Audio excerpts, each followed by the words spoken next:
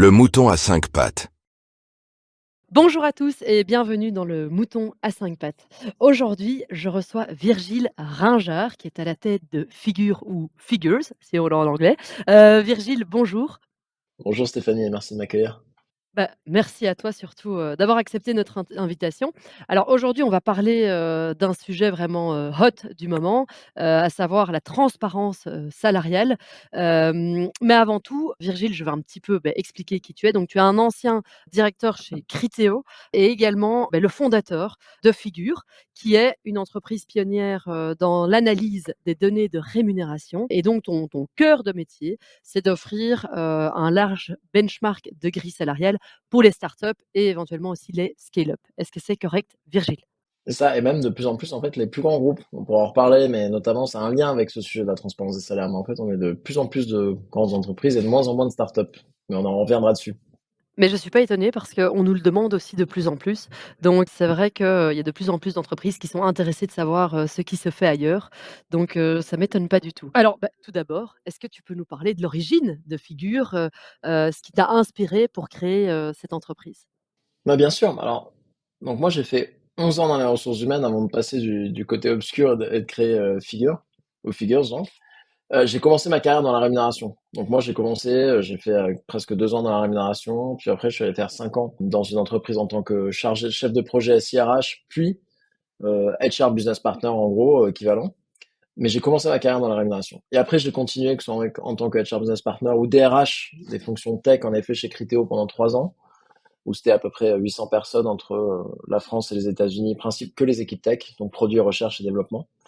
Et après, j'ai fait 2 ans de DRH de start-up. Et en fait, dans toute cette carrière, j'ai eu un problème pendant toute cette carrière, c'est que moi, j'ai vu la transformation et la digitalisation des RH sur plein de domaines. Moi, j'ai commencé avec les entretiens annuels qu'on signait sur papier, qu'on scannait, etc.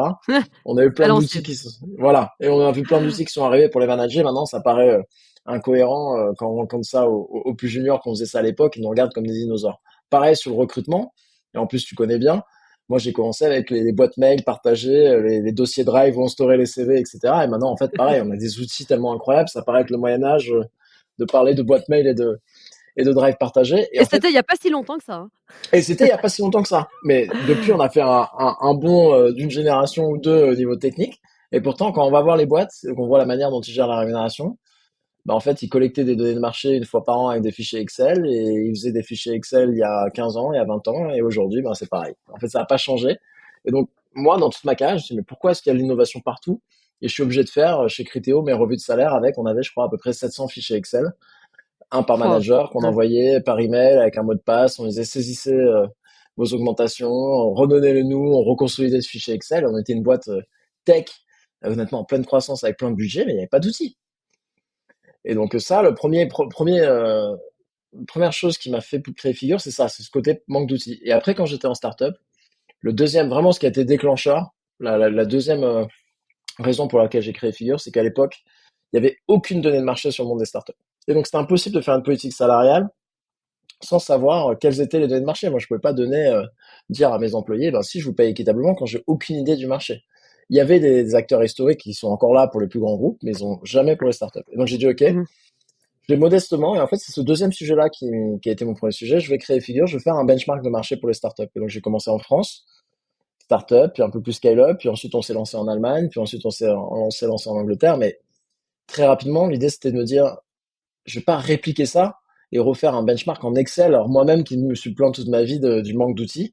Et donc j'ai trouvé un cofondateur très vite qui en a fait un outil. En fait, Figures, au-delà des 50 des premiers clients, c'est devenu un outil de benchmark, un outil d'agrégation des données de salaire, où au lieu de les collecter avec des fichiers Excel, on se connecte à des outils RH de nos clients, on récupère leurs données, on l'anonymise, on l'agrège et on fournit un benchmark à toutes les entreprises clients. Et c'est ça, Figure, essentiellement. Ah, c'est génial et ça te prend combien de temps pour, réaliser un benchmark comme ça? Là, pour arriver de manière générale à avoir créé Figure ou sur avec un client ou un peu plus de Avec un clients? client? Bah, en fait, maintenant, ce qui est la beauté, c'est que c'est du temps réel, entre guillemets. C'est-à-dire qu'à partir du moment où on est connecté au système RH du client, en fait, il y a beaucoup de travail à faire avec le client sur la normalisation des données. Se dire, OK, c'est quoi vos métiers? Qu'on les déchiffre, parce que pour les agréger, il faut qu'on ait un référentiel de métier, de niveau de seniorité commun. Donc là, il y a un peu de travail avec le client à dire, OK, vous avez des niveaux 1, 2, 3, 4, 5, 7, 8, 9, 10, à quoi ça correspond votre niveau 2, est-ce que ça correspond à notre niveau intermédiaire, etc. Mais une fois qu'on a fait ce travail de masse, en fait, instantanément, on peut importer toutes les données d'un client, qu'il est 100 salariés ou là, on s'apprête à accueillir Suez, ils sont 30 000 salariés. Ben, en fait, à partir du moment où ils ont fait ce travail de correspondance, accueillir 100 clients comme 30 000, ça se fait, bah, c'est la tech, la beauté de la tech, dans une minute. Magnifique, Voilà. magnifique et Figure a été créé quand? Ah, il y a 3 ans, donc c'est octobre 2020, à peine plus de 3 ans. OK, super, bah, c'est impressionnant et surtout d'avoir des gros clients comme ça maintenant aujourd'hui, que pourquoi à ton avis aujourd'hui de plus en plus parce que alors à la base, comme tu me disais au départ, c'était vraiment plutôt focus, start-up, scale-up. Aujourd'hui, il y a de plus en plus, de grandes entreprises, qui s'y intéressent. À ton avis, quelle est la raison, de cette évolution? Mais en fait, parce que les RH et les responsables rémunération dans ces entreprises ont le même problème que moi j'ai eu historiquement. Ils en ont marre de bosser de la même manière qu'il y a 20 ans, à récupérer avec des prestataires de benchmark qui leur donnent une enquête annuelle à collecter en mars, qui leur prend des heures, des jours à remplir, et ensuite on leur dit bon bah rendez-vous en octobre pour les résultats. Les résultats? Et c'est pas normal. Alors que et donc ils sont tous envie d'une meilleure manière de faire les choses, et c'est pour ça que la proposition de valeur de Figo les a intéressés. Au début c'était plus de la curiosité, mais maintenant qu'on commence à avoir de plus de données de grands groupes, bah, en fait on a de plus en plus qui sont intéressés par se comparer leurs données avec ceux des autres acteurs. Et pourquoi, selon toi, puisque voilà, tu es devenu expert, voilà, dans ce créneau, pourquoi aujourd'hui c'est tellement important pour les entreprises, d'offrir une rémunération, plus juste?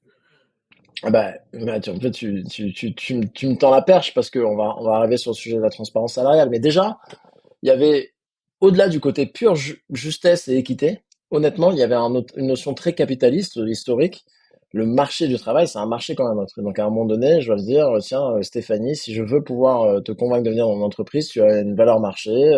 Et je dois dire, qu'est-ce que c'est cette valeur marché? Est-ce que si tu me demandes 60 000 euros, c'est vraiment parce que tu négocies bien ou c'est parce que c'est la valeur marché? Donc, on veut l'information comme on a envie de savoir le cours de l'or ou du pétrole quand on veut l'acheter pour acheter au bon prix. Donc ça, c'est un truc de voir les gens comme des ressources humaines, et de connaître leur valeur marché le plus précisément possible. Donc ça, si je prends un truc très froid, il y a quand même des entreprises qui viennent en voulant connaître la valeur marché des gens par poste, par niveau de seniorité, par localisation. Côté très capitaliste de la chose. Mais maintenant, tu l'as dit, il y a un enjeu qui est de plus en plus pressant, c'est que les gens, la rémunération, ça a été historiquement une boîte noire, en fait. Et les gens ne savent pas s'ils sont bien payés par rapport au reste du marché, bien payés par rapport à leurs collègues. Surtout en France, où on a une culture assez secrète autour de la rémunération. Ils savent pas si l'entreprise traite les gens équitablement, et notamment les hommes et les femmes. Sauf que ça devient de plus en plus un sujet de société, déjà, où les gens, en fait, ils ont de plus en plus à l'aise d'en parler, notamment les jeunes générations. Ils ont plus en plus envie de savoir. Il y a une enquête de Josh Bersin, un grand cabinet d'analyse américain, qui Ouais. montrait que, en gros, l'impact au-delà d'un certain niveau de salaire, parce qu'évidemment, les plus bas salaires, ce serait prétentieux de dire que le montant n'importe pas, ben, une augmentation de salaire a moins d'impact que de s'assurer que les salariés perçoivent leur rémunération comme équitable. En gros, ça a 13 fois plus d'impact de se sentir payé équitablement que d'être augmenté sur le salaire de manière pure. Donc, c'est-à-dire que quelqu'un qu'on va augmenter mais qui ne sait pas s'il est payé équitablement, pas équitablement, qui a des doutes. Est-ce qu'en fait, ouais, ok, on me donne 2000 euros de plus par an, mais est-ce qu'en fait, c'est combien à côté ils ont? Est-ce que c'est moins que ce que je pourrais gagner à l'extérieur? Il y a un facteur de motivation qui est bien plus faible que de s'assurer qu'on est payé équitablement. Donc, ce sujet de est-ce que je suis payé équitablement, ça devient de plus en plus un enjeu fort. Et avec le contexte à venir et de loi à venir notamment, ça va devenir un enjeu majeur pour les entreprises. Ils vont pas juste devoir se préoccuper de est-ce qu'on paye les gens à leur bonne valeur marché, et comment est-ce qu'on démontre aux gens qu'en fait, on les paye de manière équitable? Et cet enjeu d'équité, il va devenir de plus en plus important. Tu parles de contexte, à venir, et de loi. Est-ce que tu peux un peu, nous expliquer? Ouais, alors c'est marrant parce que ce contexte de transparence salariale, déjà, le terme, on n'est pas trop revenu dessus, mais il est un peu fourre-tout et ambigu, parce que souvent les gens, quand ils entendent transparence salariale, ils entendent une transparence absolue des salaires. C'est-à-dire que tout le monde Oui. sait qui gagne combien dans l'entreprise. C'est pas vraiment de ça dont on parle. Parce qu'on parle de transparence des salaires, les lois sur la transparence des salaires, elles ont pour naissance récemment aux États-Unis, Ah septembre et décembre mmh. dernier, les États de New York et de Californie qui font passer des lois qui obligent tous les employeurs à afficher des fourchettes de salaire sur leurs offres d'emploi. Ouais. Donc ça, c'est en place depuis là-bas aux États-Unis. Ça change pas mal le marché. Et l'Europe, depuis le 30 mars de cette année, a voté une directive européenne, c'est-à-dire qui va pousser tous les États membres de l'Union européenne, dans les 3 prochaines années, à implémenter des lois qui obligent les employeurs de chacun des pays membres, alors, même obligation sur les fourchettes de salaire à afficher sur les offres d'emploi, mais celle-là, elle fait beaucoup parler, cette mention-là, mais il y a d'autres mentions dans la loi qui sont, honnêtement, qui vont changer presque autant le monde de l'emploi. Deux, droit d'information du salarié, qui va avoir le droit de demander à son entreprise combien je suis payé comparé à mes pairs, et l'entreprise aura 2 mois pour répondre. Obligation de publier ces écarts de salaire homme-femme, et si supérieur à 5%, obligation de négocier avec le représentant du personnel de mise en place d'actions correctives. Un point qui est honnêtement, un point sur le recrutement qui est intéressant, interdiction de demander le salaire actuel de la personne, qui a pas mal En changé entretien? en entretien.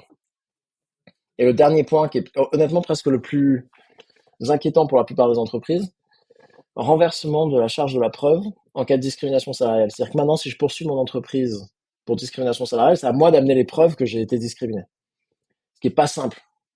Surtout quand en fait on ne sait pas ce que gagnent forcément les autres, etc. Et en Non. fait, demain, ce sera à l'entreprise de dire, de prouver qu'on n'a pas discriminé une personne. C'est-à-dire c'est à l'entreprise d'arriver et de prouver que dans toutes les décisions de salaire passées, en fait, du salaire d'embauche jusqu'aux augmentations, etc., elle n'a pas discriminé la personne.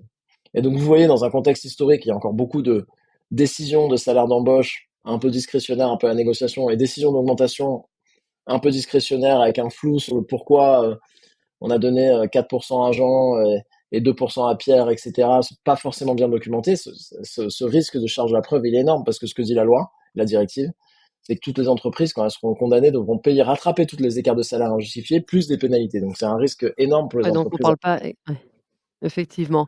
Et du coup, toi, tu penses quoi de cette loi?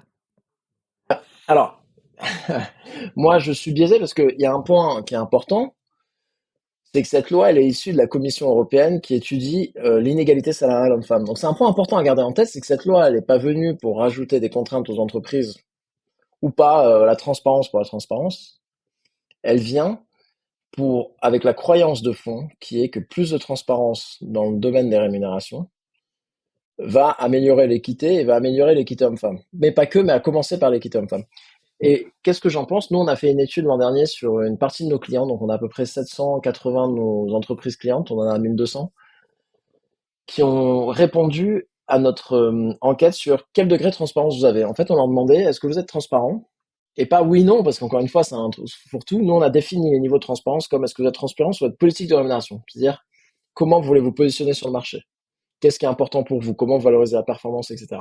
Deuxième point, sur les process. C'est-à-dire, comment vous déterminez le salaire à l'embauche? Est-ce que vous prenez en compte le diplôme? Comment sont vus les salaires annuellement? Troisième degré de transparence, on a dit, c'est transparence sur la grille. À quel point vous avez des degrés de transparence, c'est-à-dire que vous partagez à vos salariés, voire aux candidats déjà, quelles sont les fourchettes de salaire applicables par métier, par niveau de seniorité. Et le dernier, c'est la transparence absolue. Est-ce que tout le monde sait qui gagne combien dans votre entreprise? Ce qui est le cas chez nous, par ailleurs, chez Figure. Et donc ça, c'est les 4 degrés de transparence. Et nous, ce qu'on a montré, c'est qu'en gros, quand on corrèle ça avec les données qu'on a des clients, parce qu'on a toutes leurs données de salaire, et quand on mesure les écarts hommes-femmes à poste égal, ben en fait, on voit que on passe d'un écart moyen homme-femme d'environ un peu en dessous de 4% à poste égal, évidemment en faveur des hommes, et qu'à chaque degré de transparence, cet écart se réduit pour aller à un Ouais. écart de salaire homme-femme de nul en cas de transparence absolue. Donc ce qu'on montre, c'est plus il y a de transparence, moins il y a d'écart de salaire homme-femme, et donc on justifie un peu le contexte de la loi de vouloir améliorer l'équité avec la transparence. Est-ce que tu penses que, justement, en amenant tous ces différents, degrés de transparence, les entreprises enfin, je vais d'abord te poser une autre question. D'après toi, com allez, peut-être sur 10, combien d'entreprises ont déjà une politique, assez transparente, de rémunération? Ah, alors nous, quand on regarde les plus petites entreprises, ça peut être élevé, mais dans les plus grandes, c'est très peu. C'est Ouais, très ouais. peu. J'étais à un événement hier soir, on demandait aux gens de lever la main sur ne serait-ce que combien d'entre eux ont une entreprise avec la grille de salaire transparente, et je pense que c'était même pas 10% de l'entreprise, même pas 10% des gens présents, 5 à 10%. Ouais, c'est Donc, ça, donc Mais il va Ouais, quand même y avoir une nécessité, d'accompagner toutes ces entreprises, énorme, dans les différents degrés de transparence, il va y avoir des changements salariaux aussi, de rémunération au sein des entreprises. bien À sûr. ton avis, toi qui as le nez dedans justement, qu'est-ce que tu conseilles à ces entreprises? Enfin, par où ils doivent commencer, en fait? Ouais, et c'est une excellente question parce que passer le moment de panique de comment on va Ouais, faire, c'est comment on se met en action. Et en fait, souvent, l'enjeu de la transparence et de la communication, ça commence pas en fait par la communication. Ça commence par se regarder un peu d'introspection et se dire est-ce qu'on est au clair sur ce qu'on a envie de faire et d'avoir en tant que politique salariale? Comment on a envie de payer? Comment on a envie de payer par rapport au marché? Est-ce qu'on a envie d'être payé un peu au-dessus, dedans, etc. C'est de définir un peu les grandes règles de qui on a envie d'être. Et deux, c'est de dire bon bah à quel point est-ce que la réalité correspond à cette règle? À quel point en interne, quand on fait cet audit un peu interne, on a de l'inégalité interne, à quel point on a des cadavres un peu dans le placard. C'est ça le sujet, parce que le sujet de la transparence, c'est à mettre en lumière les inégalités internes. Et si bien en fait, sûr, quand on ouais. zoome dans son entreprise, et on se dit, ah ouais, en fait, les écarts de salaire hommes-femmes, là, oulala, puis en fait, j'ai des gens aussi qui sont payés 30% de moins que d'autres au même poste, parce qu'en fait, pas très bien négocié, là, depuis un moment, et des gens qu'on a embauchés depuis, ça arrive bien au-dessus, enfin, des sujets que tu connais bien. En fait, il faut se regarder qui on a envie d'être, on s'audite en interne, on voit un peu les inégalités, on corrige ces inégalités, ou en tout cas, on a un plan sur 1, 2, 3 ans pour les corriger. Et ensuite, on commence la communication et l'embarquement et l'accompagnement du changement. Et on ne commence pas en mettant des fourchettes de salaire sur les offres d'emploi. Ça, en fait, c'est le tout dernier bout de la chaîne. On commence par, sensibiliser l'équipe dirigeante à attention. Ça arrive, donc il vaut mieux s'y prendre maintenant. On forme les managers, on informe les salariés. Et ensuite, on arrivera à mettre des fourchettes de salaire sur les offres d'emploi, par exemple. Mais on va pas commencer à le faire sans avoir fait le travail en interne. On veut pas que des employés se mettent à découvrir demain sur un job posté par l'entreprise. Ah tiens, en fait, C'est le mec marrant fait la un job. la tranche Ouais, salariale, elle est ouais. Et c'est ce qui est passé aux États-Unis. Il y a eu un fil Twitter qui a complètement explosé avec des centaines et des centaines de likes et de réactions d'une salariée qui a dit, ah bah tiens, c'est marrant, je viens de voir que mon entreprise a posté les fourchettes de salaire pour mon rôle en externe, 20 à 40 000 dollars de plus que mon salaire. Et elle a documenté, bah tiens, je viens de postuler en externe via LinkedIn à mon propre poste. Et évidemment, ça a pris des proportions énormes. Des proportions énormes. Et l'entreprise a fini par annuler, enlever tous ses postes, faire des communiqués de presse. Enfin, et ça, c'est exactement, évidemment des choses qui peuvent se passer parce que les entreprises ont dit, bon, bah, il y a une loi qui demande de mettre les fourchettes de salaire, on va mettre les fourchettes de salaire. Ils ont oublié toutes les étapes précédentes que je viens de décrire. ouais. Non, non, effectivement, vu comme ça, c'est vrai que si tu commences par, juste indiquer une fourchette salariale sur l'annonce, bah, oui, ça n'a aucune, il faut vraiment d'abord commencer par un travail, en interne, quoi. Ouais. Je vais pas te demander si tu es pour ou contre la transparence salariale. Je pense que je connais la réponse. Pour toi, quels sont les grands avantages, pour les employés et les employeurs, dans l'ensemble? Hmm. Alors, donc moi je suis pour, mais il y a quand même je pense qu'il y a quelques effets de bord dont on pourra reparler qui m'inquiètent un peu dans la manière dont ça va être géré sur le marché. Néanmoins, les avantages, en fait, les avantages honnêtement, pour les employeurs, il y en a très peu. Parce que pourquoi c'était une norme historiquement? Parce que le manque de transparence ne bénéficiait qu'aux entreprises. C'est-à-dire qu'il y avait ce qu'on appelle une asymétrie d'information. C'est-à-dire l'entreprise savait quels étaient les salaires du marché, quels étaient les salaires internes, qui gagnait combien. Les candidats et candidates ne savaient rien, les employés ne savaient rien. Ça ne sert que pour l'entreprise de dire, Oui. ah, tiens, je vais recruter un candidat, j'ai une fourchette de salaire de 50 à 60 000 euros. Bon, le candidat me demande 48. La tentation, elle est forte de dire, bon, ok, 48. Et donc, ça ne sert qu'à moi que le candidat ne sache pas qu'en fait, j'avais une fourchette de 50 à 60 000. Alors, quand même, il y a un avantage pour les employeurs. Je pense qu'en fait, ce qui va se passer, maintenant que c'est inévitable, il y a plein d'entreprises qui se mettent en mouvement et qui commencent à s'y préparer à ce chantier-là. Et j'en parle beaucoup avec des entreprises qui sont déjà dans leur plan, leur priorité à 3 ans RH, dans le top 3 priorités, il y a ce chemin vers la transparence des salaires. J'écoutais notamment Doctolib, qui est un de nos clients, dans un webinaire cette semaine, dire, nous, l'an prochain, c'est ce qu'on veut, c'est amener cette transparence à tous les employés. Donc, ils vont être précurseurs. Et donc, ce que je pense qu'il va se passer, c'est que les premières entreprises à adopter cette transparence de manière proactive vont avoir un énorme gain de marque employeur, d'engagement et d'attractivité auprès des candidats et des employés.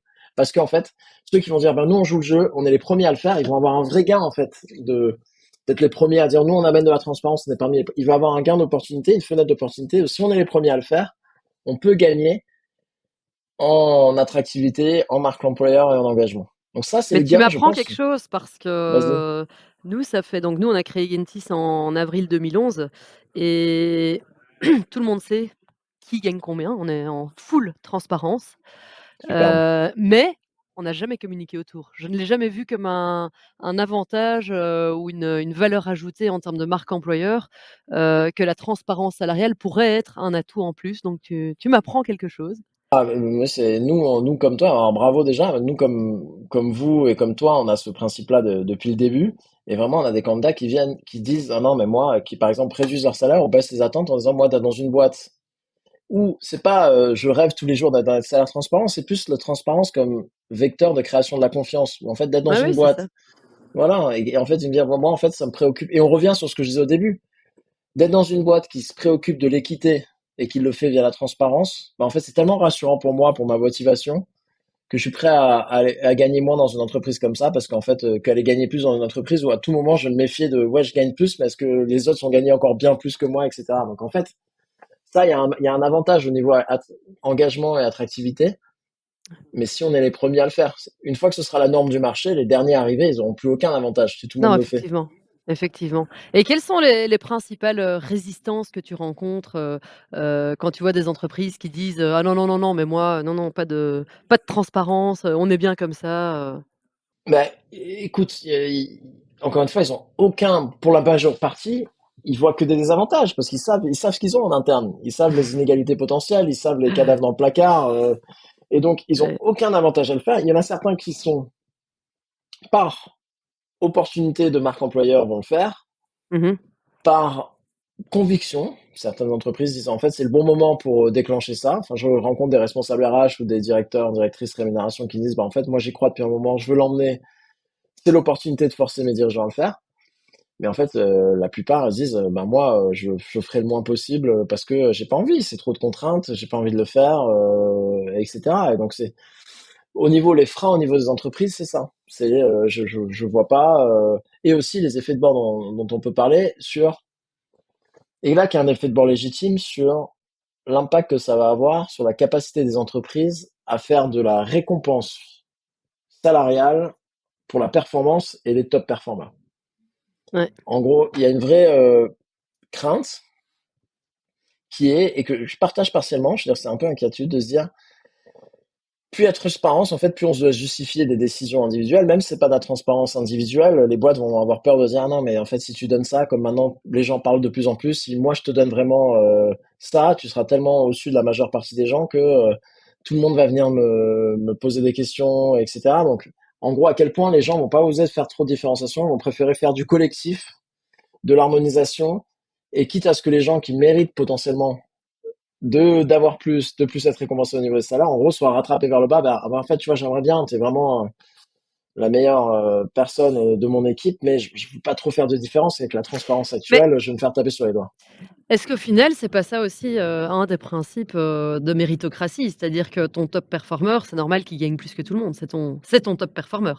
Ah, mais moi, bah, tu vois, on parle de conviction. On revenait sur la première étape de la transparence salaire, c'est d'asseoir ses convictions. Moi, j'ai la même conviction que toi, et on met une place forte à la récompense de la performance dans notre politique salariale. Mais j'ai Ouais, nous peur aussi, c'est pour ça. que la transparence force des entreprises à être un peu moins courageuses là-dedans et dire, ah, méritocratie, ok, mais la peur que il y ait trop de gens mécontents va primer, et on va faire beaucoup de mesures collectives, et en fait on va amener dans du collectif dans lequel va se noyer un peu le côté méritocratique. Tu vois, il y a cette Ah. crainte-là que le marché, avec Alors plus de peut-être pour les plus grandes transparence, fasse ça. entreprises alors peut-être. C'est vrai, pour les entreprises qui ont voilà, 30 000 salariés comme tu disais, c'est vrai que là la discussion est peut-être différente, mais je trouve que le principe méritocratique, si tu l'abordes dès les entretiens, ils savent dans quel environnement ils vont arriver, quoi. En fait, c'est génial tout ce que tu dis, et ça montre les convictions que vous avez et comment vous les appliquez dans la politique de rémunération. On revient à ce point essentiel, c'est que toutes les entreprises doivent avoir ça. Il y a assumer leurs convictions et les assumer dans leur politique et d'afficher leur politique. C'est-à-dire de dire, moi, quand je recrute quelqu'un, je lui dis, attention, bah, chez moi, les salaires sont transparents. Par contre, chez moi, la performance est super importante, donc il y en a qui vont avoir bien plus augmenté que les autres. Mais toutes les entreprises n'assument pas forcément. Soit ils n'ont pas ces principes-là parce qu'ils n'ont pas vraiment défini, et ils n'ont pas vraiment d'identité au niveau rémunération, au niveau culture. soit ils les ont définis, mais ils les assument pas suffisamment, donc ils en parlent pas vraiment aux entretiens. Et derrière, ça se fait un peu en catimini. Ouais. Et est-ce qu'il y a des toutes petites choses, ou des petits outils ou quoi, à mettre en place pour déjà favoriser très rapidement la transparence, des salaires?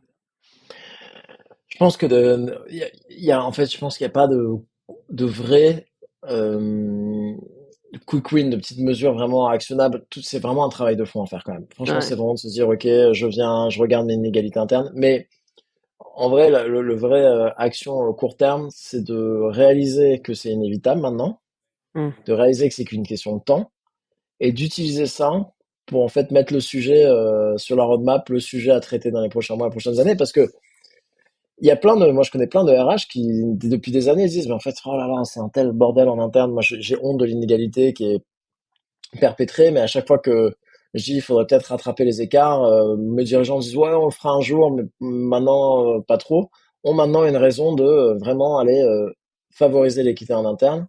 On peut utiliser ça comme levier de préoccupation pour avoir les moyens et les moyens et le sponsor de l'équipe dirigeante pour arriver à tacler ce sujet-là. Mais sinon, c'est un sujet de fond quand même, hein. Ouais, C'est pas un certain. sujet simple à aborder, hein. Non, non, non, non, pas du tout. C'est vrai. Et quelles sont pour toi, les meilleures pratiques pour mettre en place, justement cette transparence salariale?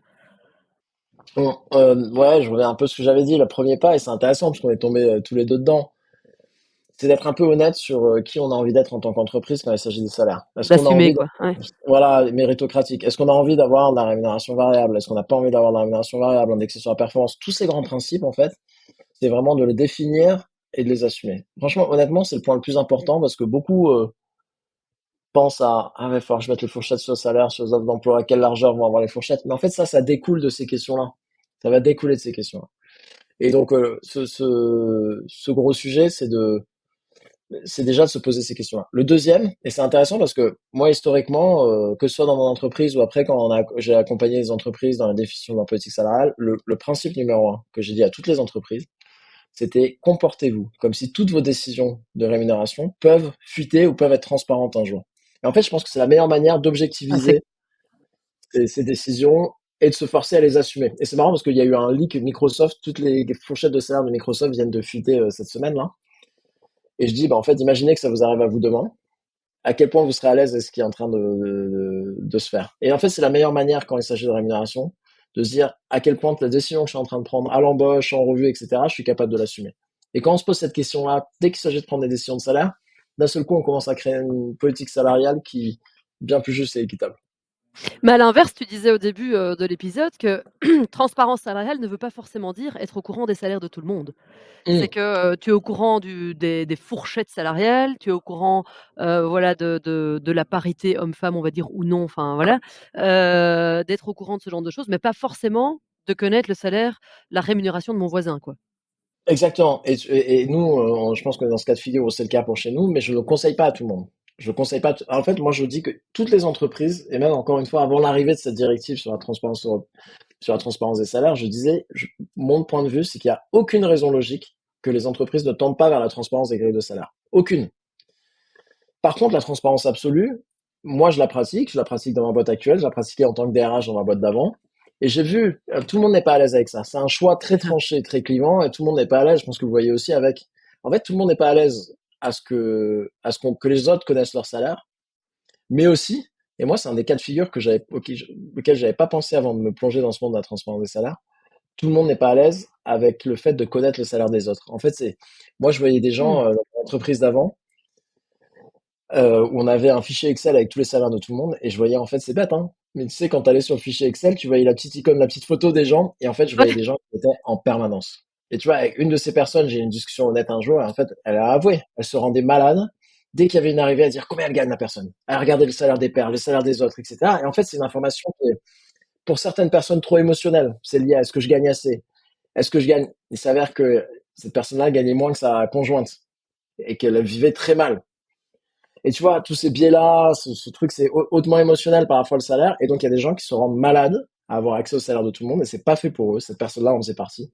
Et donc, la transparence absolue, c'est pas fait pour toutes ces entreprises. C'est un choix culturel fort, clivant, que certaines peuvent faire, mais que toutes ne doivent pas faire. Par contre, tendre vers la transparence de la grille, Ça, je pense que c'est simple pour tout le monde de le vouloir et de toute façon, maintenant, c'est inévitable. Oui, mais pour allez, en tout cas de ce que je comprends, ça reste pour toi quand même plutôt un critère attirant, les candidats, que les freinants, quoi? Bah, en fait, c'est attirant pour une portion de la population et Pour une c'est ça portion. qui est génial. C'est comme Mais tous c'est les celle que tu éléments veux de attirer culture sans forte. doute? Exactement. C'est un élément culturel, en fait. La beauté d'avoir une culture d'entreprise assez forte et affirmée, c'est que tu vas attirer 20% de la population, peut-être 10%, et tu vas en repousser le reste, mais c'est mieux que de laisser 100% de la population indifférente. Donc nous, on a des gens qui viennent parce qu'ils voient qu'on a des salaires transparents. Tu vois, un de nos clients historiques, c'est Shine, dont tu as peut-être entendu parler, qui a mis leur calculateur de salaire en ligne. Tu vois, ils le font, c'est les clients de la première heure de Figure. Ils construisent ce calculateur avec nous et avec les données Figure historiquement. Et eux, ils vont te dire, et pour que je leur parle régulièrement, la DRH, le responsable recrutement, qu'ils ont des gens qui détestent leur simulateur. Un des données de leur simulateur, c'est que il y a une prime annuelle pour les gens selon le nombre de personnes à charge, enfants comme parents. OK. Et ça, c'est incroyablement clivant. C'est-à-dire que deux personnes font le même job. On peut être sur le même job, Stéphanie, on est tous les deux responsables marketing, même année d'expérience. Moi, j'ai deux enfants, tu n'en as pas, que tu aies fait le choix ou pas d'en avoir. J'aurai un salaire annuel supérieur parce que j'ai des enfants à charge. Super clivant comme mesure.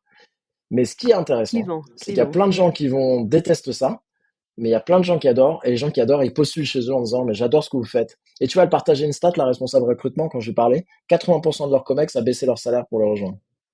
Combien d'entreprises peuvent dire la même chose? Heu, une minorité à mon avis, pas beaucoup. Ce sont des Mais exceptions et pas des règles. voilà, et donc comme tu l'as dit, moi je suis en faveur d'avoir des éléments culturellement forts qui va attirer quelques candidats, en repousser d'autres, plutôt que de laisser 100% des gens indifférents. Mais ça, c'est un point de vue un peu personnel. Bah, en tout cas, bah, ce sera un peu le mot de la fin, s'assumer, être transparent, mais aussi en assumant sa culture d'entreprise, forte. Virgile, un tout grand merci, pour le partage, de ton histoire et surtout pour m'avoir appris, que j'avais une corde à mon arc en plus dans ma marque employeur. Clairement. Heu, merci beaucoup Virgile et à tous Merci à mes toi. auditeurs, on s'entend d'ici 2 semaines. Bonne journée à tous. Au revoir. Merci. Au revoir.